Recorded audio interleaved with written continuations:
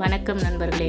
இன்றைய குறிப்பு, முருங்கைக்கீரை இல்லாத காலகட்டத்திலையும் நம்ம குழந்தைங்களுக்கு எப்படி முருங்கைக்கீரையை கொடுக்கலான்றதை பற்றி தான். நான் அப்பார்ட்மெண்ட்டில் குடியிருக்கிறதுனால எனக்கு முருங்கைக்கீரை கிடைக்காது.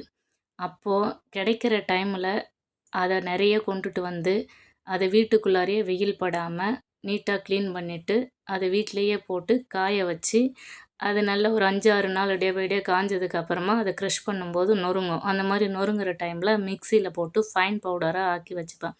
பாட்டிலையோ இல்லை ஏர் கண்டெய்னர் டப்பாலையோ போட்டு வச்சுக்கிட்டோம்னா நம்ம பசங்களுக்கு தோசை, ஆம்லேட்டு, நெய் சாதம் இந்த மாதிரி எதில் வேணாலும் ஆட் பண்ணி கொடுக்கலாம்.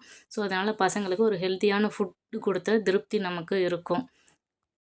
நான் இதை ஒரு 10 வருஷமாக செஞ்சிகிட்ருக்கேன். ஏன்னா நாங்கள் வெளியிலேருந்து வந்து ஸ்டே பண்ணியிருக்கிறதுனால எங்களுக்கு இது கிடைக்காது.